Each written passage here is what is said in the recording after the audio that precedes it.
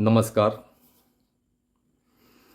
सावन का महीना है। सावन के महीने में शिव जी के रुद्राभिषेक और जलाभिषेक की चर्चा होती है और उससे भी ज़्यादा चर्चा इस सत्र में कांवड़ यात्रा पर हो रही है।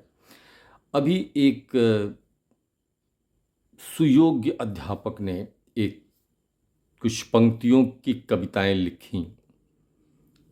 उसमें उन्होंने यह बताया कि कांवड़ लेने मत जाना, किताब ले आना। प्रथम दृष्टया मुझको भी लगा कि कांवड़ यात्रा से किसी विद्यार्थी को क्या फ़ायदा हो सकता है। फिर बाद में मुझको समझने पर यह लगा कि कांवड़ यात्रा की मैं चर्चा नहीं कर रहा हूँ, मैं सावन की चर्चा कर रहा हूँ और शिव की चर्चा कर रहा हूँ। सावन में शिव जी को रुद्राभिषेक, जलाभिषेक बहुत बड़ी पुण्य का काम माना जाता है। हमारे सनातन धर्म में शिव जी को प्रसन्न करने का काम माना जाता है और उसी सिलसिले में उसी को देखते हुए हमारे गांव से, शहर से 4 करोड़ कांवड़ यात्री देवघर पहुंचते हैं और उसमें कुछ ऐसी घटनाएं भी हो जाती हैं जो अशोभनीय होती हैं और मैं समझता हूं कि उन्हीं अशोभनीय घटनाओं के कारण अध्यापक महोदय ने कहा कि कांवड़ लेने मत जाना, किताब लेके पढ़ाई करना। यही उनका संदर्भ था।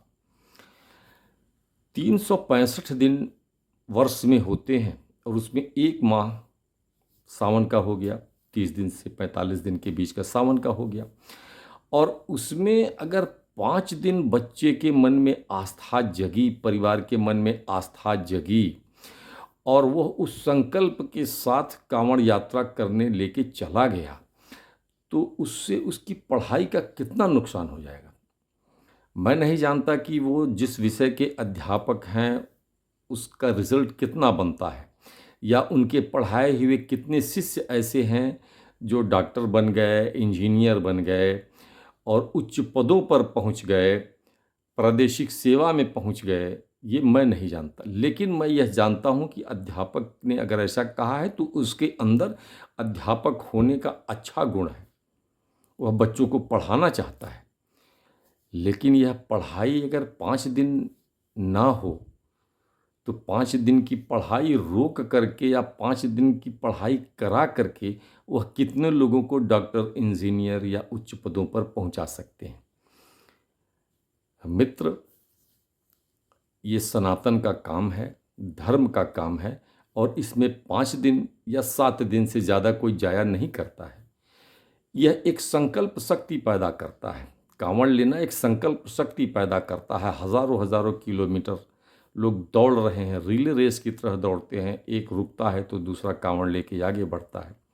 कुछ अशोभनीय घटनाएं हैं, मैं भी स्वीकार करता हूँ, लेकिन ऐसे धार्मिक मान्यताओं से इनकार नहीं किया जा सकता है कि इससे मन को एक संकल्प शक्ति मिलती है। उसी बच्चे से आप कह दीजिए कि इस बार कांवड़ लेके जाना और संकल्प शक्ति से जाना कि हमको इंजीनियर बनना है। 5 साल उसको घुमा दीजिए, उसी संकल्प शक्ति के साथ अपनी पढ़ाई में मेहनत करेगा, वो जो चाहेगा सो बन जाएगा। ये ऐसी हमारी धार्मिक मान्यता है, मन की संकल्प शक्ति।